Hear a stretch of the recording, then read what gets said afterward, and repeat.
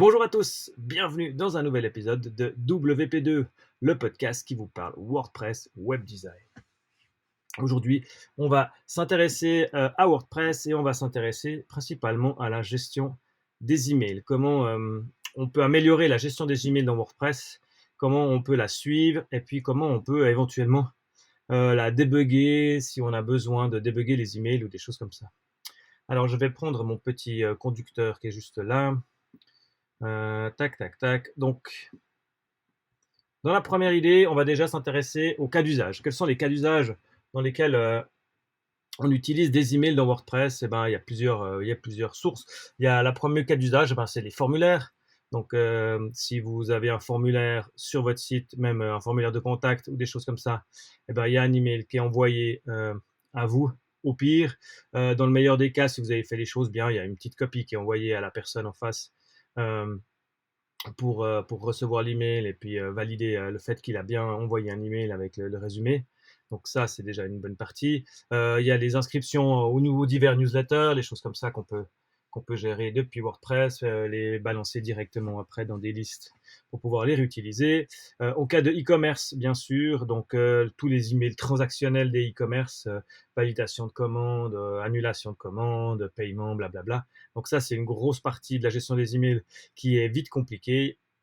Et puis, il y a encore une partie, on dira la partie inscription au site, quand vous pouvez vous laisser les inscriptions disponibles sur le site, quand les gens peuvent s'inscrire.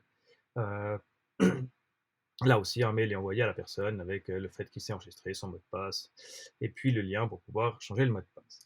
Le problème qu'on rencontre souvent avec WordPress, c'est les spams.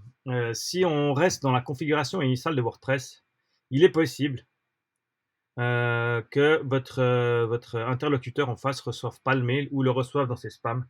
Parce que je vais citer un peu le bout de lien que j'ai pris un peu partout, mais en gros, ils disent que les clients de messagerie populaire, comme Gmail, Yahoo ou Office, voire Zoho, ils sont en train de se battre contre les spammers. Ça, c'est sûr. Il y a une bataille quotidienne qui se fait contre le spam, parce que sinon, je vous imaginez même pas la gueule de votre boîte aux lettres. Et puis, une des choses qui est examinée, en fait, quand un email est reçu, c'est de vérifier que l'email provient bien de là où il affirme provenir. Et puis, si c'est pas cohérent entre les deux, hop, ça passe dans la boîte de spam. Donc, c'est justement le problème qu'on a, qu'on peut rencontrer avec WordPress. Parce que par défaut, WordPress, il utilise la version de messagerie PHP qui est intégrée à WordPress. Et puis, des fois, les formulaires sont générés et puis le mail, il correspond pas à votre URL ou des choses comme ça. Et puis ça peut causer problème. Des fois, il y a des gens qui utilisent pas le même mail que l'URL ou des choses comme ça. Et puis, des fois aussi, il y a des hébergeurs qui n'ont pas les serveurs qui sont configurés correctement pour ces envois de mails en PHP et ça peut poser problème. Et puis alors, je vous explique pas quand il y a la combinaison des deux, c'est un souci. Alors pour ça, on a un plugin qui fait très très bien le boulot. Alors il y en a plusieurs certainement qui existent. Celui que j'utilise moi, c'est le petit pigeon, c'est le WP Mail SMTP. Qui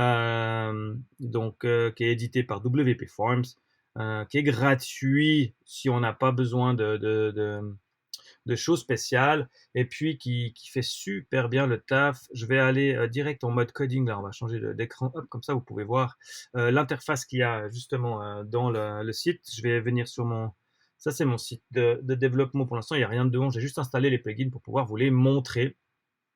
Donc, quand on installe WP Mail SMTP, on a plusieurs choses qui sont d'origine sur la version gratuite. Après, il y a la version payante. La version payante qui existe, que je ne dise pas de bêtises pour la version payante. En gros, c'est 100 francs par mois. Si vous êtes par année, pardon. Si vous êtes un client normal. Si vous avez 20 sites, c'est 200 francs. Enfin, c'est 250 francs pardon. Et puis, si vous voulez la version 100 sites, pardon, c'est 499 francs. Après, il y a souvent des promos. Là. Au moment où j'ai écrit ces lignes, il y avait une promo à 50% sur tout, quasi. C'était 50 francs pour la version normale, 200 pour la version 20 sites, et puis 400 pour la version 100 sites. Mais la version gratuite qui fait très bien le taf de base. Et puis, qu'est-ce qu'il va faire celui-là? Eh ben, il va utiliser l'outil SMTP qui n'est pas forcément l'outil de base. Déjà, il y a une chose qui est cool qu'on peut faire déjà d'entrée. Donc, on a un setup wizard qui va nous guider. Mais en gros, on peut choisir ici l'email d'envoi. Donc, ici, on aura quelque part un email pour les contrôler tous. Parce que par défaut, certains plugins prennent l'adresse qui sont dans les réglages de WordPress général, où là, on a un email d'admin qui est souvent là et qui n'est pas forcément le même email avec lequel on veut envoyer des emails pour les mails transactionnels ou les choses comme ça. Donc là, on peut lui dire, écoute, maintenant, ce que tu vas faire, c'est les envois d'emails, tu me les fais avec cet email qu'on définit là. Et puis, on peut forcer l'email d'expédition, c'est-à-dire que normalement, tous les plugins et les trucs qui envoient des mails enverront avec cet email qui est défini ici et non pas l'email d'admin du site. Et ça, déjà, c'est une bonne chose à faire. Ensuite, on peut changer le nom de l'expéditeur, la même chose. On peut ici écrire un nom d'expéditeur, forcer le nom de l'expéditeur dans les emails. Et puis, bah voilà, ici, à un endroit, on a déjà réglé deux petits soucis. C'est qu'avoir un nom d'expéditeur qui est propre et puis qui sera répercuté dans tous les plugins facilement. Et puis, on peut même définir un chemin de retour de l'email. Au cas où il n'est pas remis, on peut lui dire, ok, si le mail n'est pas passé, tu envoies un email. Ça, je ne l'utilise pas vraiment. Ensuite, on peut régler les services d'envoi. Donc, le service d'envoi, comme je l'ai dit par défaut, c'est PHP. C'est intégré. Souvent, ça marche. Moi, il y a quelques sites où j'ai juste installé WPMail SMTP, mais j'ai continué à utiliser le PHP, sauf que j'utilise les réglages d'envoi d'avant, qui étaient notés plus haut. Et le boulot se fait très très bien. Et puis après, on a d'autres services d'envoi par SMTP.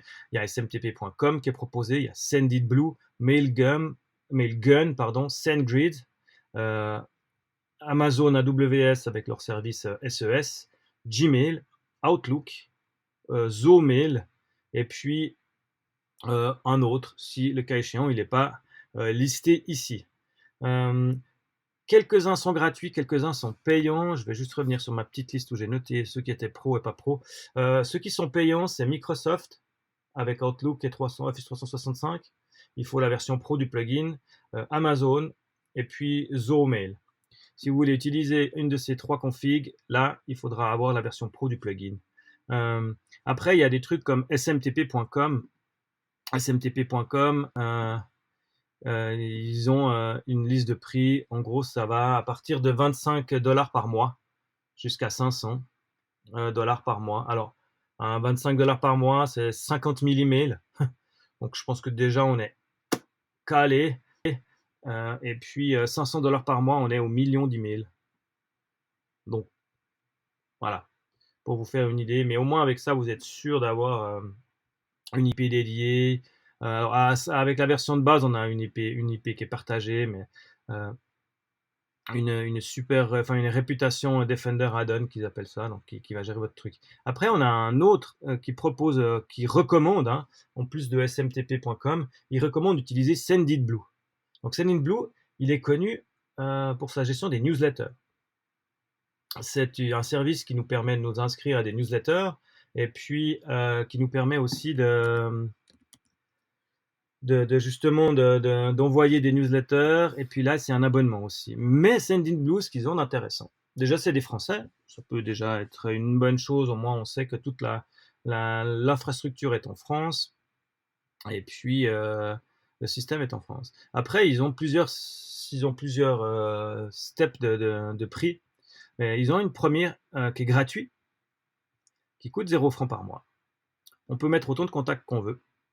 Et puis, on peut envoyer jusqu'à 300 emails par jour.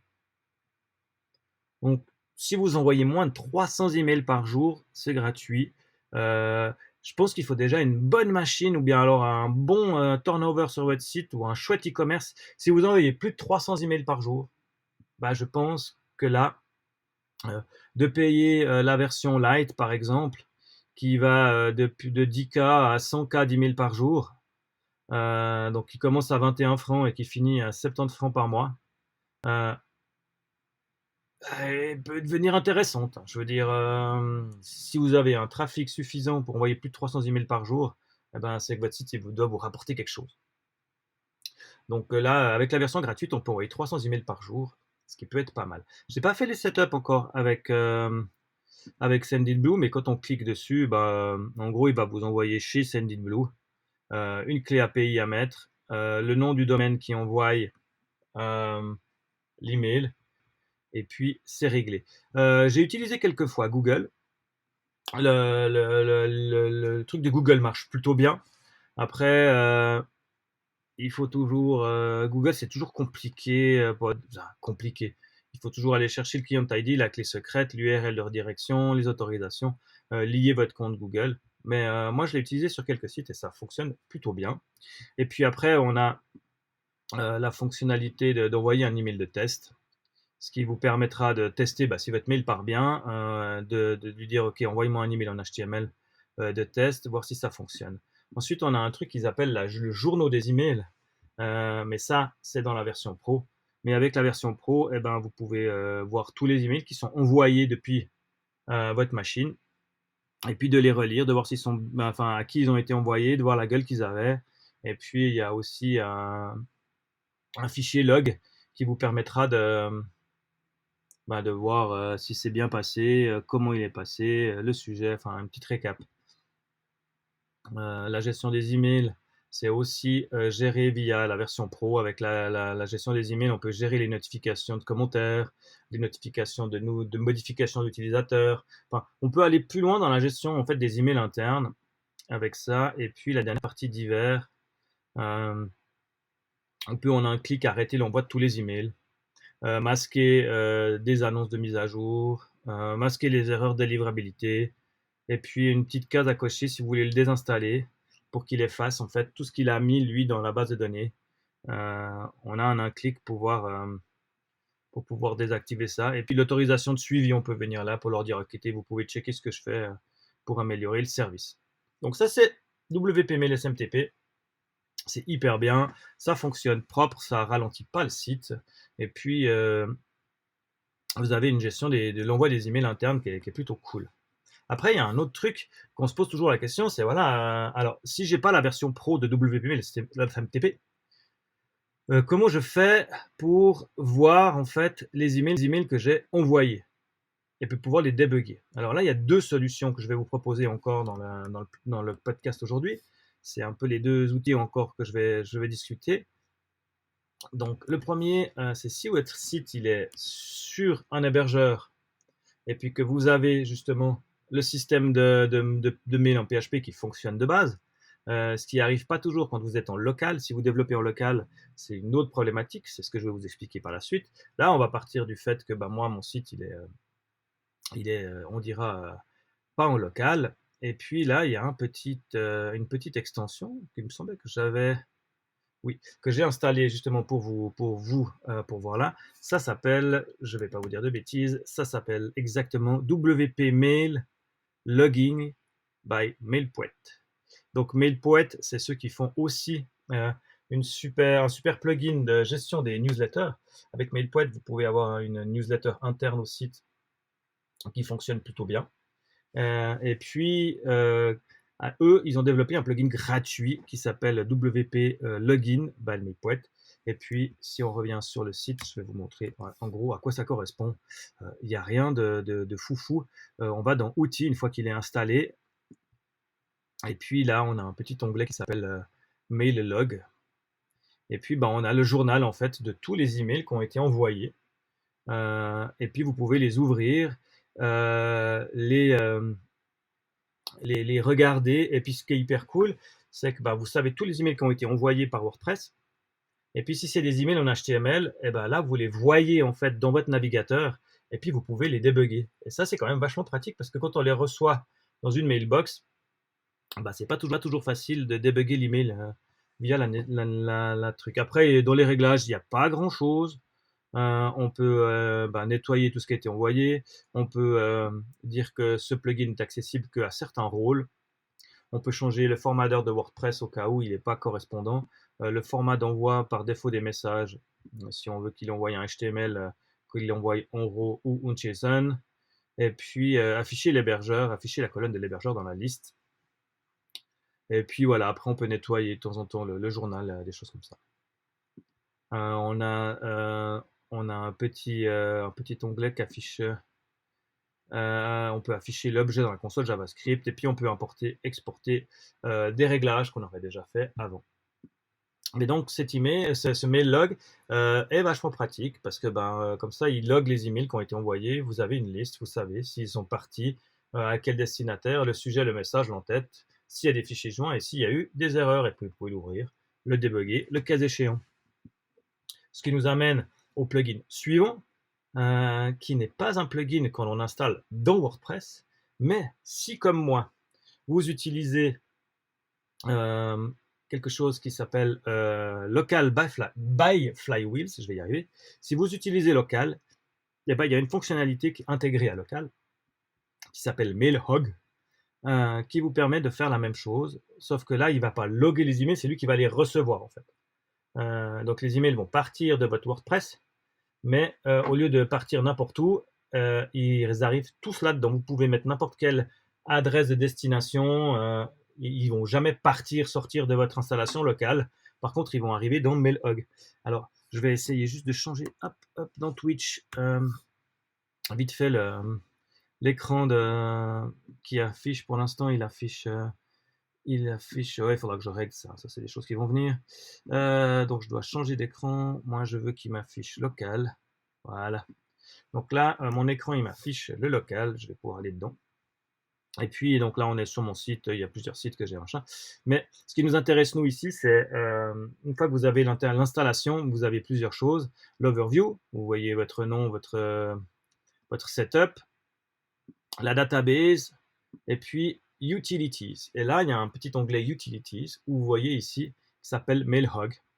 Et puis, si on fait Open Mailhog, il va nous ouvrir en fait localhost 2.100, 10 060, qui sera l'endroit où on va avoir comme une petite boîte aux lettres standard avec tous les mails qui vont se loguer. Et puis, à cet endroit-là, de nouveau, on peut les ouvrir, les débugger, inspecter le code, et puis pouvoir fine-tuner nos emails qu'on envoie. Ça, c'est plutôt cool. Et puis, vu qu'on est là, à cet endroit des utilities dans Local by Flywheels, vous voyez qu'on a d'autres trucs qui sont plutôt cool. Si vous utilisez Xdebug, que ce soit sur PHP Storm ou sur VS Code, c'est à cet endroit-là que vous devez l'activer pour qu'il fonctionne, dans votre local. Et puis, il y a aussi un onglet Tools qui est assez cool, où on peut activer aussi un Image Optimizer. Donc, il va, à chaque image que vous importez dans votre WordPress, va automatiquement les compresser. Ça, c'est natif en fait à Local et c'est la version gratuite. Et je sais que j'ai vu un truc qu'ils avaient rajouté. À voir, il n'est pas là, c'est bizarre.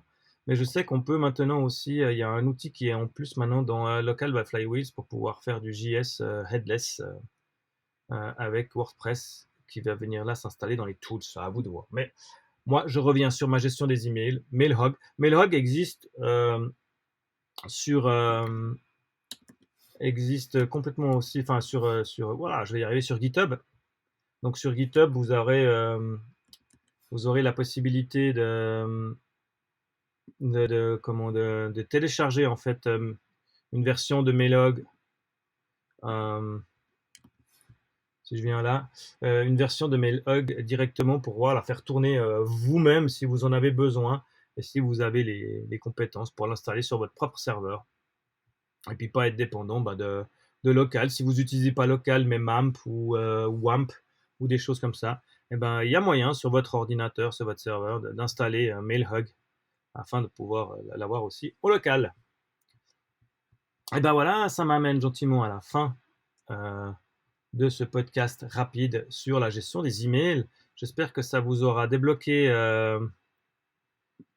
quelques astuces, quelques connaissances dans WordPress qui sont plutôt cool pour la gestion des mails. Et moi, je vous dis à bientôt pour un prochain épisode de Vous pouvez me retrouver et puis sur Twitch dorénavant.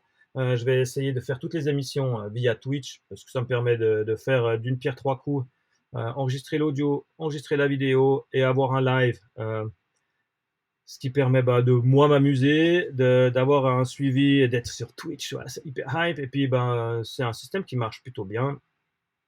Puis ça me permet justement de faire tout ça, tout ça. Hop, j'ai eu peur qu'il ait, il ait coupé mon enregistrement de vidéo. J'espère que ça a fonctionné. Ça fait déjà la deuxième fois que je recommence. Donc là, je vous dis à bientôt pour un nouvel épisode de WP2 Actualité. Non, pas Actualité, WP2 tout court. J'ai un WP2 Actualité sur laquelle je parle juste des petites choses de WordPress. C'est rapide, ça dure 5 minutes d'habitude et puis ça tombe quand il y a de la news de WordPress. Et c'est enregistré via Anchor, si jamais. Voilà. Allez, à plus.